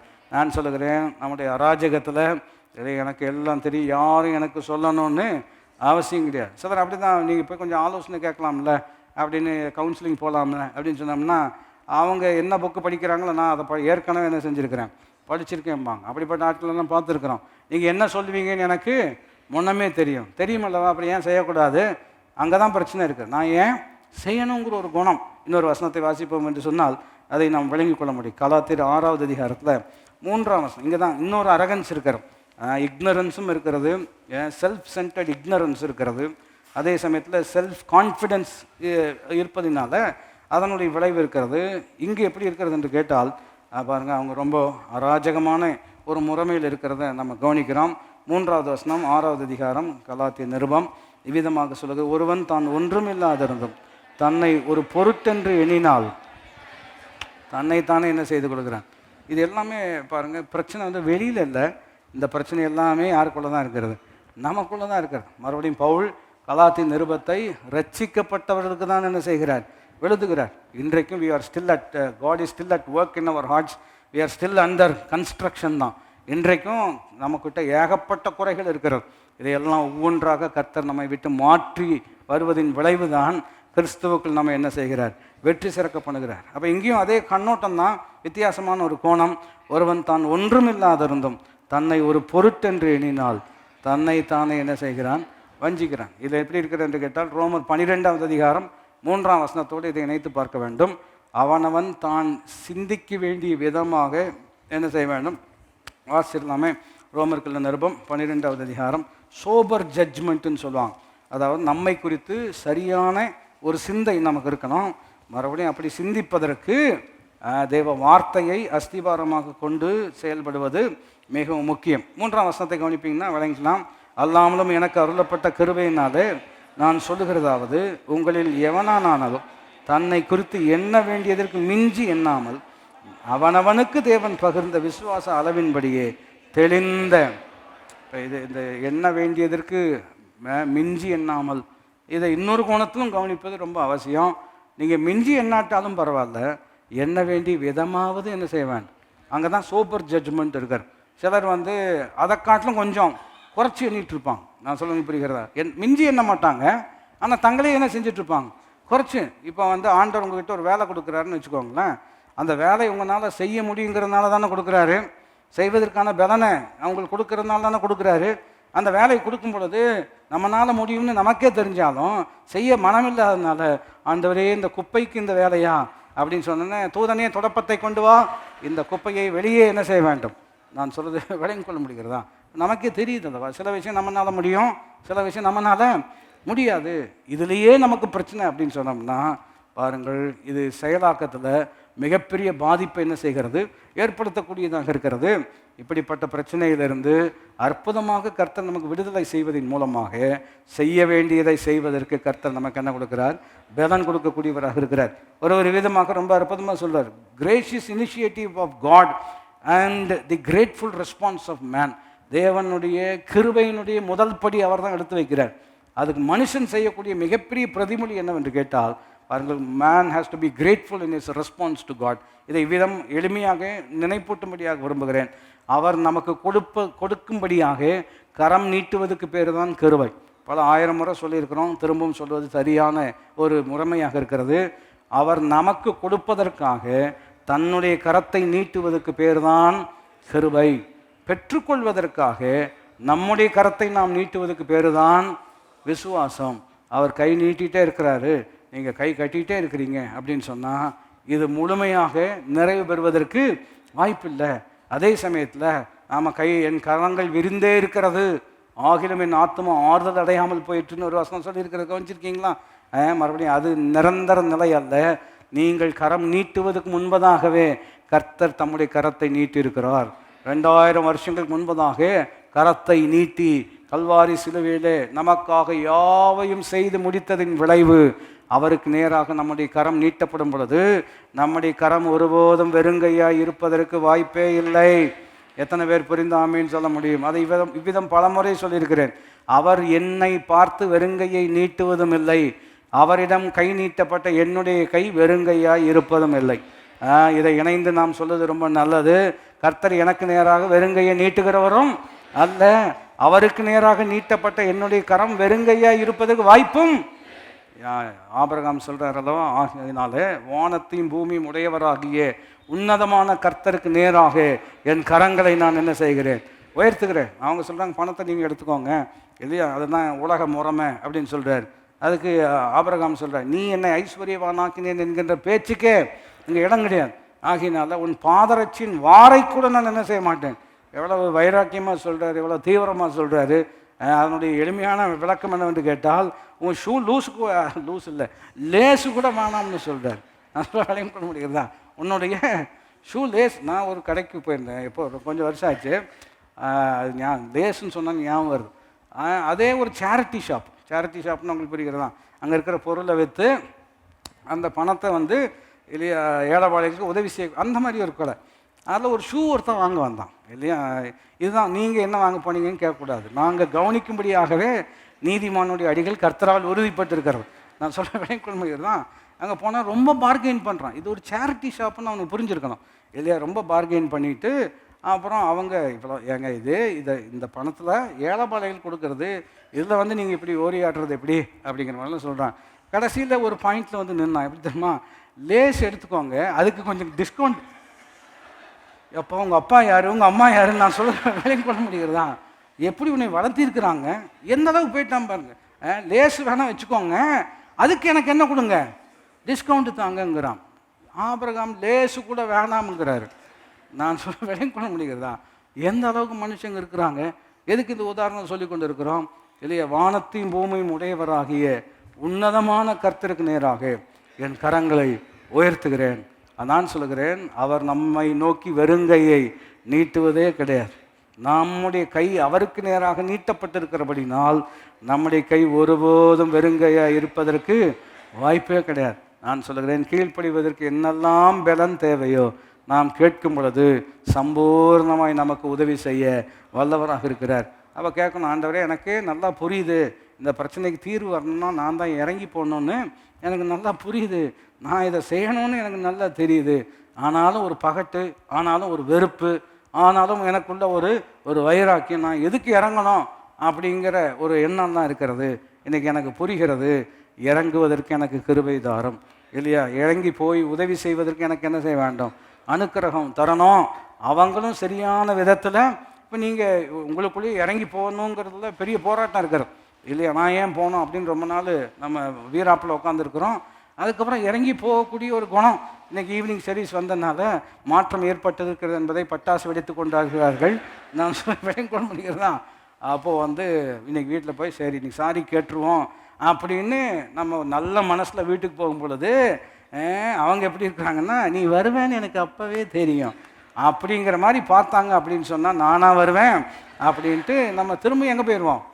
நான் சொல்லுங்கள் புரிகிறதா. நிறைய நேரங்களில் குடும்பங்கள் அப்படி நடக்கிறது. அவங்க இறங்கி வரும்போது இவங்க என்ன செய்ய மாட்டாங்க, ஏற்றுக்க மாட்டாங்க இல்லையா. ஏற்றுக்காதனால மறுபடியும் அவங்க நம்ம ஊரில் சொல்கிறாங்க இல்லையா, மறுபடியும் முருங்க மரம் ஏறி இருக்கிறது அப்படின்னு சொன்னாலே நீங்கள் யார் என்பதை விளங்கி கொள்ள வேண்டும். நான் சொல்லணும் புரிகிறதா. இப்போ இறங்கி வரும் பொழுது அணைத்து கொள்ளக்கூடிய மனப்பக்கம் கட்டாயம் நமக்கு தேவை இல்லையா. சில நேரத்தில் பிள்ளைங்க தப்பு பண்ணிடுவாங்க. ஃபஸ்ட் நீங்கள் கண்டிச்சிங்கன்னா ஒரு மாதிரி முரட்டுத்தனமான ரெஸ்பான்ஸ் இருக்கும். அப்புறம் கொஞ்சம் நேரம் கழித்து அவங்களுக்குள்ளேயே புரிஞ்சிடும். அப்புறம் ஒரு மாதிரி அப்படி வலிஞ்சிட்டு என்ன செய்வாங்க, வருவாங்க. வரும்பொழுது நீங்கள் அவங்கள அணைச்சிக்கிட்டு அதான் பரவாயில்ல இனி செய்யாத அப்படின்னு சொல்லிட்டீங்கன்னா சரி அப்போ பிஸ்கட் வாங்கித்தாங்கன்னு ஆரம்பிச்சிடுவாங்க. நான் சொல்ல புரிகிறது தான்.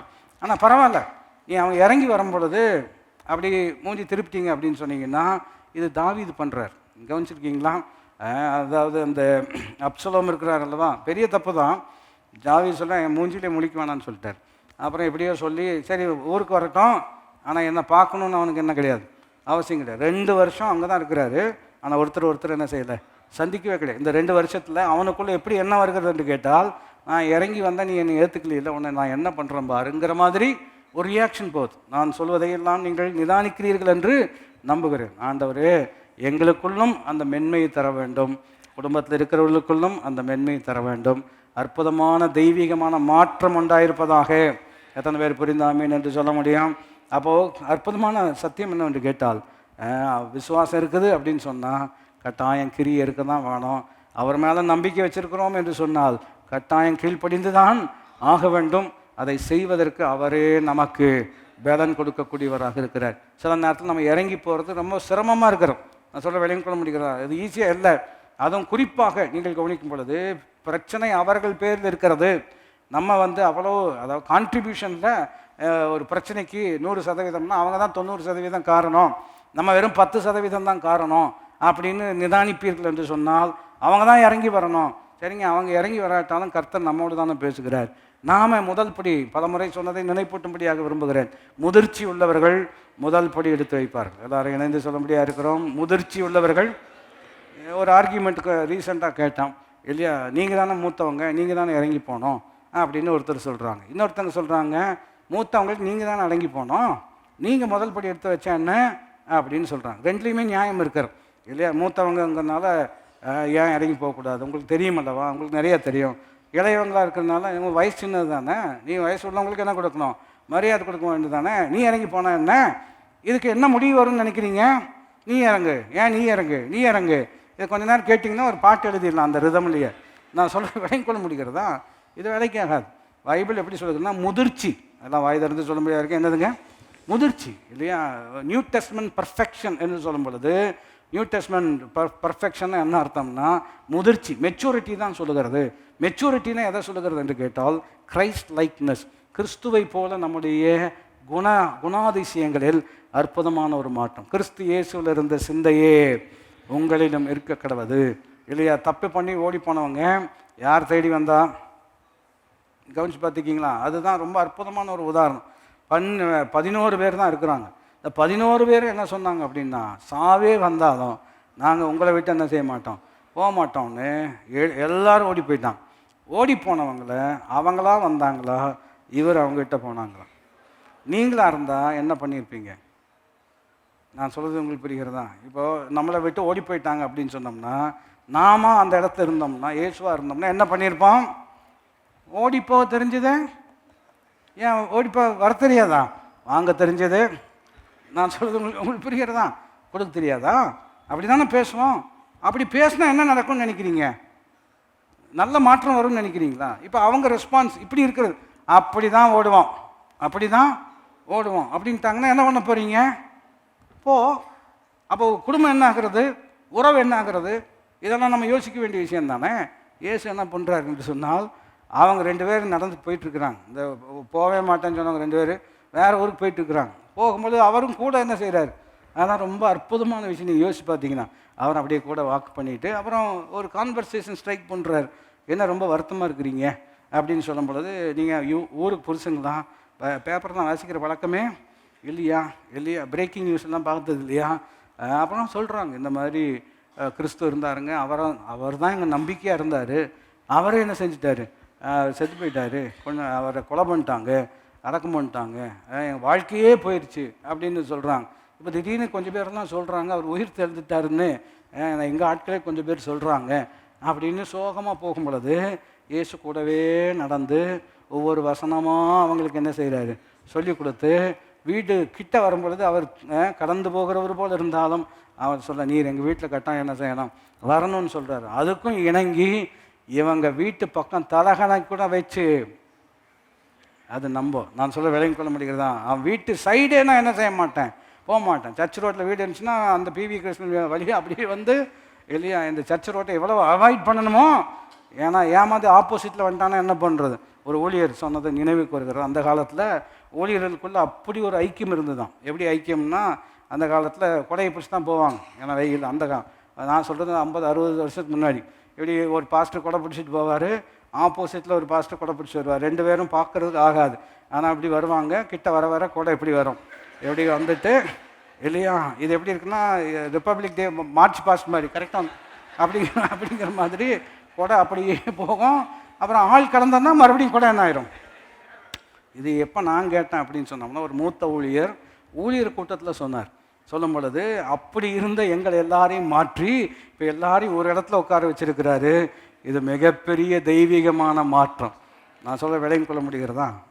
அப்படி தான் இருந்தாங்க. பைபிள் பிரசங்கம் பண்ணக்கூடிய ஆட்களுக்குள்ளேயே இவ்வளோ பிரச்சனை இருக்கிறது. அப்போ நாங்கள் பரவாயில்லன்னு யோசிக்கக்கூடாது, எல்லாருக்குள்ளேயும் பிரச்சனை இருக்கிறது. ஆண்டவர் தான் நமக்கு உதவி செய்யணும். கட்டாயம் மாற அவர் நமக்கு உதவி செய்வார், கிருபை செய்வார். இப்போ குறிப்பு என்னவென்று கேட்டால், மறுபடியும் இன்றைக்கும் கீழ்ப்படிவதற்கு சகலவற்றையும் கர்த்தர் கொடுத்துருக்கிறார். ஒரு சில வசனங்களை வாசித்து ஜெபிக்க முடியாது இருக்கிறோம். 2 கொரிந்தியர் 6வது அதிகாரம், 2 கொரிந்தியர் 6வது அதிகாரத்தில் நீங்கள் பார்ப்பீர்கள் என்று சொன்னால், பவுல் ரொம்ப அற்புதமாக சொல்கிறாரு. 5ஆம் அதிகாரத்தினுடைய கடைசி வசனம் சிறப்பாக இருக்குது. நாம் அவருக்குள் நீதியாகும்படிக்கு பாவமறியாத அவர் நமக்காக இல்லையா, so that we can become the righteousness of God, rightly related with God, doing the right things இல்லையா. தேவனோடு சரியான உறவு, அதனுடைய விளைவு சரியானவற்றை செய்வதற்கு பாவமறியாத அவர் நமக்காக என்ன செய்திருக்கிறார், பாவமாக மாறி பாவத்தை பரிகரித்திருக்கிறார். ஆகையினால அடுத்த கட்டம் எப்படி இருக்கிறது என்று கேட்டால், இப்போ 2 கொரிந்தியர் 6வது அதிகாரத்தில் முதல் வசனம் இருக்கிறார் அல்லவா, தேவனுடைய கிருபையை நீங்கள் விருதாவாய் பெறாதபடிக்கு உடன் வேலையாட்களாகி நாங்கள் உங்களுக்கு புத்தி சொல்லுகிறோம். அனுக்கிரக காலத்திலே நான் உனக்கு செவி கொடுத்து இரட்சணிய நாளிலே உனக்கு உதவி செய்தேன் என்று சொல்லியிருக்கிறாரே, இதோ இப்பொழுதே அனுக்கிரக காலம், இப்பொழுதே. ரொம்ப அற்புதமாக சொல்கிறார் இல்லையா. பாவம் அறியாதவர் நமக்காக பாவமானார், நாம் பாவத்துக்கு மரித்து நீதிக்கு பிழைத்திருக்கும்படிக்கு அவர்தாமே நம்முடைய பாவங்களை தன்னுடைய சரீரத்தில் சுமந்து தீர்த்ததின் விளைவு அவருடைய தழும்புகளால் குணமாயிருக்கிறோம். பலமுறை அதை நான் உங்களுக்கு விதம் குணமாயிருக்கிறோம், ஸ்லேடர் குணமாயிருக்கிறோம், சுகமாயிருக்கிறோம் மாத்திரம் கிடையாது, குணமே இல்லாத நாம் நல்ல குணமாயிருக்கிறோம் அப்படின்னு எடுத்துக்கொள்வது நல்ல ஒரு சிறப்பான ஒரு விஷயமா இருக்கிறோம். அப்போ அவர் அந்த கிருபை நமக்கு இருக்கிறபடினால, தேவனுடைய கிருபை நீங்கள் விருதாவாய் பெறாதபடிக்கு உடன் வேலையாட்களாகி நாங்கள் உங்களுக்கு புத்தி சொல்கிறோம். விருதாவாய் பெறுவது என்று சொன்னால், அதாவது receiving the grace of God in வெயின்னு இருக்கிறோம். அப்படின்னா மறுபடியும் எளிமையான கருத்தை வந்து கேட்டால், கர்த்தர் நீங்களும் நானும் சரியானதை செய்வதற்கு இன்றைக்கும் கிருபை கொடுத்துருக்கிறாரு. அந்த கிருபையை பயன்படுத்தாமல் போயிடாதீங்க. கிருபையை பயன்படுத்தினீங்கன்னா நீங்கள் செய்ய வேண்டியதை கட்டாயம் உங்களால் செய்ய முடியும் அப்படின்னு சொல்கிறார். எத்தனை பேருக்கு நான் சொல்வது புரிந்து கொள்ள முடியும்? அதை சொல்லிட்டு தான் அடுத்த வசனம் சொல்கிறாரு, அனுக்கிரக காலம்னு இருக்கிறது, இரட்சணிய நாள்னு இருக்கிறது. அனுக்கிரக காலம்னா என்ன அர்த்தம்? அனுக்கிரக காலத்தில் உனக்கு செவி கொடுத்துன்னு இருக்கிறது. இரட்சணிய நாளில் உனக்கு உதவி செய்தேன்னு சொல்கிறார். அது எப்போ செய்ய போகிறாரு, எப்போ செவி கொடுக்குறார் என்று கேட்டோம் என்று சொன்னால், பிப்ரவரி மாதம் 1ஆம் தேதி, இப்பொழுதே அனுக்கிரக காலம், இன்னைக்கு நீங்கள் சரியானதை செய்வதற்கு இன்னைக்கு பலன் கொடுத்துருக்கிறார். இதை நம்ம விளங்கிக்கொள்ளும். இன்னைக்கு நான் செய்ய வேண்டியதை செய்வதற்கு நம்ம தான் நாளைக்கு பார்க்கலாம்னு சொல்லுவோம். நீதிமொழிகள் ஒரு வசனம் நினைவுக்கு வருகிறது, உன்னிடம் பொருள் இருக்கையில் உன் அயலானை பார்த்து போயிட்டு நாளைக்கு வான்னு என்ன செய்யாத, இருக்கிறத கொடுத்து இன்றைக்கே முடிச்சிடணும்னு சொல்கிறார். நாளைய தினத்தை குறித்து கவலைப்படாதேன்னு சொல்கிறார் அல்லவா. அதே கோணத்தில் தான் இருக்குது. இன்னைக்கு நான் செய்ய வேண்டியதை செய்வதற்கு இன்றைக்கு கர்த்தர் பலன் கொடுத்துருக்கிறார். அப்போ இன்றைக்கி பிரசங்கத்தை கேட்கும் பொழுது சில விஷயங்கள் உணர்வாக இருக்கிறது. ஆமாம், கரெக்டாக நம்ம செஞ்சுருக்கணும், அதை செய்யணும், அதை சரிப்படுத்தணும் அப்படிங்கிற ஒரு எண்ணம் உங்களுக்குள்ளே வந்திருக்கிறது என்று சொன்னால், அந்த செய்வதற்கான பலன் கர்த்தர் இன்றைக்கே உங்களுக்கு கொடுத்துருக்கிறார். எத்தனை பேர் அதுக்காக சந்தோஷப்படுறீங்க? இன்னும் ஒரு கோணம், பலமுறை நாம் கற்றுக்கொண்ட விஷயம், ஒரு விஷயத்தை கர்த்தர் செய் என்று சொன்னால் செய்வதற்கான பலனை தருகிறார். ஒரு விஷயத்தை செய்யாத அப்படின்னு சொன்னார்னா செய்யாமல் இருப்பதற்கும் பலன் கொடுக்கிறார். ஆகினால்தான் என்னை பலப்படுத்துகிற கிறிஸ்துவினாலே எல்லாவற்றையும் செய்ய எனக்கு பலன் உண்டு. பவுல் சொல்கிறார், don't receive the grace of God in vain. காலைதோறும் கிருபை புதிதாக இருக்கிறது. பூமிக்கு வானம் எவ்வளவு உயரமாக இருக்கிறதோ அவ்வளோ பெரிய கிருபை கர்த்தர் நம்ம கொடுத்துருக்கிறார். உன்னுடைய பலவீனத்தில் என்னுடைய பலன் பூரணமாய், இவ்வளவெல்லாம் சொன்னதுக்கப்புறமும் அதை பயன்படுத்தாமல் போய்விடாதீர்கள், அதை பயன்படுத்தாமல் போய்விடாதீங்க. ஆண்டவர்கிட்ட கேளுங்க, சார்ந்து கொள்ளுங்கன்னு சொல்கிறார். யோனா 2வது அதிகாரம் 8ஆம் வசனம் இவ்விதமாக சொல்லுகிறது, மாயையை பின்பற்றுகிறவர்கள் தங்களுக்கு வரும் கிருபையை என்ன செய்கிறார்கள், போக்கடிக்கிறார்கள்னு யோனா சொல்கிறார். அவர் தான் அதுக்கு பிரதானமான உதாரணமும் கூட. ஆகினால அனுபவித்து சொல்கிறார், பொய்யான மாயையை பின்பற்றுகிறவர்கள் தங்களுக்கு வரும் கிருபை என்ன செய்கிறார்கள், தே ஃபோர்ஃபீட் தி கிரேஸ்னு இருக்கார். அப்படின்னா ஆண்டவரை பிடிக்காமல் வேறு எதை நீங்கள் பிடித்து கொண்டாலும் உங்களுக்கு கிருபை இல்லைன்னு சொல்ல முடியாது. கிருபையை நீங்கள் என்ன செய்யலை, பயன்படுத்தி கொள்ளலை. ஏன் பயன்படுத்தாமல் போனீங்க அப்படின்னு சொன்னோம்னா, இதை பயன்படுத்துறதுக்கு வராதான் வேறு எதையோ பிடிச்சிட்டு இருக்கிறோமே. நான் சொல்கிற விளங்கி கொள்ள முடிகிறது தான். அதில் இன்னொரு கோணம் என்னவென்று கேட்டால், யோனா அந்த விஷயத்தை கவனிச்சிங்க அப்படின்னு சொன்னோம்னா, ஆண்டவர் நினிவேக்கு போ அப்படின்னு சொன்னால் இவர் எங்கே போகிறேன் பாரு. அது பேசிக்காக அதனுடைய கருத்து எப்படி இருக்கிறது என்றால், நீர் என்ன சொல்வது, நீர் சொல்கிறது தான் செய்யணும்னு எதாவது இருக்குதா, ஏன் நான் சொல்கிற மாதிரி செய்யக்கூடாதா? அது டைஃபைங் ஆஃப் செல்ஃப்னு சொல்கிறது. அதாவது சுயத்துக்கு ஒரு தெய்வீகத்தை கொடுத்து தெய்வீகத்தை மட்டுப்படுத்துவது தான் அதனுடைய அடிப்படை கருத்து. அப்படிப்பட்ட ஒரு எண்ணம் இருந்துச்சு அப்படின்னு சொன்னால் நமக்கு வரும் கிருபையை நாமே என்ன செய்து விடுவோம், போக்கடித்து விடுவோம். கலாத்தியர் 5:4 வாசிப்போம். மறுபடியும் இதுவும் ரொம்ப ஆழமான அற்புதமான ஒரு சத்தியம்.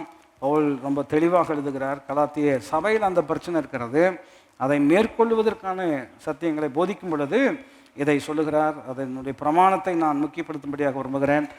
4வது வசனம் 5வது அதிகாரம். நியாய பிரமாணத்தினால் நீதிமான்களாக விரும்புகிறவர்கள் நீங்கள் யாவரும் கிறிஸ்துவை விட்டு பிரிந்து கிருபை நின்று என்ன செய்தீர்கள்? You have all fallen from grace அப்படின்னு சொல்கிறார். என்னுடைய எளிமையான விளக்கம் சொல்ல வேண்டும் என்று சொன்னால், instead of trusting God to help you to do what you need to do, if you trust yourself, you have fallen from grace அப்படின்னு சொல்கிறார். அதுதான் அவனுடைய கருத்து. தேவனை சார்ந்து கொள்ளாமல், தேவ பலனை சார்ந்து கொள்ளாமல், உங்கள் சுய பலத்தில் செய்வேன் என்று நீங்கள் சார்ந்து கொள்வீர்கள் என்று சொன்னால், நீங்கள் கிருபையிலிருந்து என்ன செய்தீர்கள்? விழுந்தீர்கள். இதை இன்னொரு மறுகோணம் எப்படி இருக்கிறது என்று கேட்டால், நீங்கள் அவரை சார்ந்து கொள்ளலை அப்படின்னு சொன்னால நீங்கள் கீழே விழுந்துருவீங்க. எங்கே விழுவீர்கள் என்று கேட்டால், சுய முயற்சியில் தான் வந்து விழுவீங்க. சுய முயற்சினால் தேவ நீதி ஒருபோதும் வாழ்க்கையில் நடக்கப் போவதே. மறுபடியும் உன் சுய புத்தியின் மேல் சாயாதே, உன்னை ஞானி என்று. ஆனால் இன்றைக்கி நம்ம கிருபையிலிருந்து விழக்கூடியவர்கள் அல்ல, கிருபையில் விழக்கூடியவர்கள். நான் சொல்வதை புரிந்து கொண்டால் நீங்கள் ஜெயிக்கலாம். கிருபை நின்று அல்ல. எங்கே விழப்போகிறோம்? கிருபைக்குள்ள இல்லையா? உங்களுடைய கிருபை இல்லாமல் எங்களால் ஒன்றும் செய்ய இயலாத ஆண்டவரே, உங்களுடைய கிருபை எங்களுக்கு இன்னும் அதிகம் தேவை. பவுல் சொல்கிறாரு, அவரை சார்ந்து கொள்வோம் என்று சொன்னால் அவரே நமக்கு அற்புதமான பலனை கொடுக்கக்கூடியவராக இருக்கிறார். இவ்விதம் சொல்ல முடிக்கும்படியாக விரும்புகிறேன். அதாவது கிருபையை அனுபவிக்க கீழ்ப்படிதல் வேணும். சொல்லுங்கள், கிருபையை அனுபவிக்க கீழ்ப்படிதல் வேணும். கீழ்ப்படிவதற்கே கிருபை வேண்டும். இதை நீங்கள் எப்படி நிதானிக்கிறீர்கள் என்பதை உங்களிடமே விட்டு விடுகிறேன். திரும்ப சொல்கிறேன், கிருபையை அனுபவிக்கணும்னா கீழ்ப்படியணும். கீழ்ப்படியணும்னால என்ன வேணும்? ரெண்டையும் கர்த்தர் கொடுக்குறார் இல்லையா? இன்றைக்கி அற்புதமான ஒரு கீழ்ப்படிதலுக்குள்ளதாக தேவன் நம்மை கொண்டு போகும்படியாக விரும்புகிறார். எபிரேயர் 12:28 வாசித்து ஜெபிக்கும்படியாக இருக்கிறோம் இல்லையா? ரொம்ப அற்புதமான தேவனுடைய வார்த்தை இவ்விதமாக நமக்கு போதிக்கிறது. எபிரேயர் 12வது அதிகாரம் 28வது வசனம். ஆதலால் அசைவில்லாத ராஜ்யத்தை பெறுகிறவர்களாகிய நாம் பயத்தோடும் பக்தியோடும் தேவனுக்கு பிரியமாய் ஆராதனை செய்யும்படிக்கு கிருபையை பற்றி கொள்ள கடவோம். அவரில் அன்பு கூர்ந்து அவருடைய சத்தத்துக்கு செவி கொடுத்து அவரையே பற்றி கொள்வாயாக. அப்பொழுது அவரே உனக்கு ஜீவனம். அதான் இன்னைக்கு காலையில் பார்த்தோம். அவரே நமக்கு ஜீவனம். இங்கே சொல்கிறார், அவருக்கு பிரியமானதை செய்வதற்கு நீங்கள் எதை பற்றி கொள்ள வேண்டும்? கிருபை பற்றி. கீழ்ப்படியாமையை ஜெயிப்பதற்கு ஒரே வழிதான் இருக்கிறது. கிருபை என்ன செய்ய வேண்டும்? Not falling from grace but falling into grace. கிருபை நின்று விழுவதல்ல, கிருபைக்குள் விழுவது. விளைவு என்னவென்று கேட்டால், பாருங்கள், உன்னுடைய பலவீனத்தில் என்னுடைய பலன் பூரணமாக விளங்கும். என் கிருபை உனக்கு போதும். ஆகையினால் இனி என் பலவீனங்களை குறித்து நான் சோர்ந்து போவது கிடையாது. காரணம், நான் பலவீனமாக இருக்கும் பொழுதே பலனுள்ளவனாக இருக்கிறேன். அவருடைய கிருபை எனக்கு போதுமானதாக இருக்கிறது. எல்லாரும் எளிமை நின்றவர்களாக தேவனுக்கு முன்பாக நம்மை நாம் தாழ்த்தினவர்களாக, ஆண்டவர் இன்றைக்கு நம்முடைய உள்ளங்களில் உணர்வை அவர் கட்டாயம் கொடுக்கக்கூடியவராக இருக்கிறார். அதை சரி செய்வதற்கு, அதை செயல்படுத்துவதற்கு நீங்கள் உங்களை சார்ந்து கொள்ளாதபடிக்கு கர்த்தரை சார்ந்து கொள்ளுங்கள். தேவ கிருபையை சார்ந்து கொள்ளுங்கள். கர்த்தர் உங்களை அற்புதமாய் நடத்த, நம்ம எல்லாரையும் நடத்த அவர் வல்லமுள்ள தேவனாக இருக்கிறார். நாம் சுய வஞ்சகத்திற்கு இடம் கொடாதபடிக்கு, ஆண்டவரே வலுவாதபடி எங்களை காக்க நீர் ஒருவர் மாத்திரமே வல்லமுள்ள தேவனாக இருக்கிறீர். உம்முடைய கையில் ஒப்பு கொடுத்ததை அந்நாள் மட்டும் காத்துக்கொள்ள நீர் வல்லவராக இருக்கிறீர். இன்னைக்கு காலையில் நாம் கற்றுக்கொண்டது போல, கர்த்தர் அவன் மேல் இரக்கம் வைத்ததின் விளைவு அவனுடைய கரத்தை பிடித்து, அவன் மனைவியின் கரத்தை பிடித்து, பிள்ளைகளுடைய கரத்தை பிடித்து ஆபத்திலிருந்து அவர்களை கர்த்தர் வெளியிலே கொண்டு வந்து விட்டார். இன்னைக்கு நம்ம மேல் வைத்திருக்கிற இரக்கத்தின் விளைவு நம்முடைய கரங்களை பரத்துக்கு நேராக உயர்த்தி, ஆண்டவரே எங்கள் குடும்பத்தினுடைய கரத்தை நீர் பிடித்து எங்களை நடத்துவீராக. எல்லாவித முரட்டாட்டமான எண்ணங்கள், ஆண்டவரே எனக்கு தெரியும் என்கின்ற ஆண்டவரே அப்படிப்பட்ட அராஜகமான எண்ணங்கள், அறியாமையினால் வரக்கூடிய ஆண்டவரே இப்படிப்பட்ட எண்ணங்கள், இவைகளெல்லாம் எங்களை விட்டு நீர் நீக்கி, லோத்தின் மீது மன இரக்கம் கொண்ட கர்த்தர் எங்கள் மீது மன இரக்கம் நீர் கொண்ட தேவனாக இருப்பதற்காக நன்றி. ஏற்ற சமயத்தில் இரக்கத்தை பெறவும், சகாயம் செய்யும் கிருபையை அடையவும் தைரியமாக கிருபாசன தண்டைக்கு வருவோம். இந்த நாளில் அவருக்கு பிரியமானதை செய்வதற்காக கிருபையை பற்றி கொள்ள ஆண்டவர் நமக்கு உதவி செய்வாராக. கரங்களை பரத்துக்கு நேராக உயர்த்தி, ஆண்டவரே நீர் எங்களுக்கு உதவி செய்கிற தேவனாய் இருப்பதற்காக நன்றி. நாம் கற்றுக்கொண்டதை நினைப்பூட்டும்படியாக விரும்புகிறேன். கர்த்தர் ஒருபோதும் வெறுங்கையை நமக்கு நேராக நீட்டுகிறவர் அல்ல. இன்றைக்கு அவருக்கு நேராக உயர்த்தப்பட்ட நம்முடைய கரங்கள் ஒருபோதும் வெறுங்கையாய் இருக்க போவதில்லை. கரங்களை பரத்துக்கு நேராக உயர்த்தி, ஆபிரகாம் சொன்னது போல வானத்தையும் பூமியும் உடையவராகிய உன்னதமான தேவனுக்கு நேராக என் கரங்களை நான் உயர்த்துகிறேன். என் கரங்கள் ஒருபோதும் வெறுங்கையாய் இருக்க போவது இல்லை. கர்த்தர் என் கரத்தை பிடித்து நடத்துகிற தேவனாக இருக்கிறார். லோத்தினுடைய கரத்தையும் அவன் மனைவியின் கரத்தையும் அவனுடைய பிள்ளைகளின் கரத்தையும் பிடித்த ஆண்டவர் இன்றைக்கு நம்முடைய குடும்பத்தில் இருக்கிற ஒவ்வொருவருடைய கரத்தையும் கர்த்தர் அற்புதமாக பிடித்து நாம் இருக்கிற இடத்திலிருந்து இருக்க வேண்டிய இடத்திற்கு அவர் நம்மை நடத்துகிற அற்புதமான தேவனாக இருக்கிறார். அப்படிப்பட்ட தேவனை கரம் தட்டி நாம் நன்றி செலுத்தி ஸ்தோத்திரங்களை ஏறெடுத்து, ஆண்டவரே எங்களை அப்படி நடத்துவதற்காக நாங்கள் நமக்கு நன்றி செலுத்துகிறோம். ஹல்லேலூயா. உங்க கிருபை வேண்டுமே, உங்க கிருபை போதுமே, உங்க கிருபை இல்லாமல் நான் ஒன்றும் இல்லை. உங்க கிருபை வேண்டுமே, உங்க கிருபை போதுமே, உங்க கிருபை இல்லாமல் நான் ஒன்றும் இல்லை. இயேசுவே, நான் என்று சொல்ல எனக்கொன்றும் இல்லை.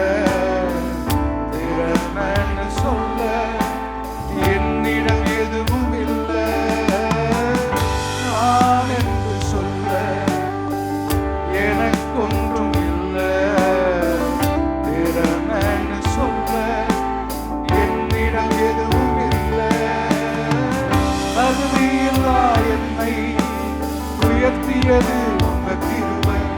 உங்க கிருபை இல்லை நானும் இல்லை. சொல்லவோம், தகுதியில்லா என்னை உயர்த்தியது உங்க கிருபை. உங்க கிருபை இல்லை நானும் இல்லை. எல்லாரும் இணைந்து கிருபை வேண்டுமே, உங்க கிருபை வேண்டுமே, உங்க கிருபை போதுமே, உங்க கிருபை இல்லாமல் நான் ஒன்றும் இல்லை.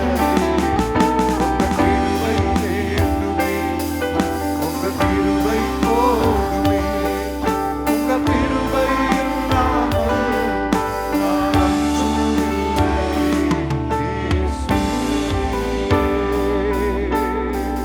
எல்லாரும் கரம் உயர்த்தி, நல்ல பிதாவே உம்முடைய பாதம் நாங்கள் பணிகிறோம்.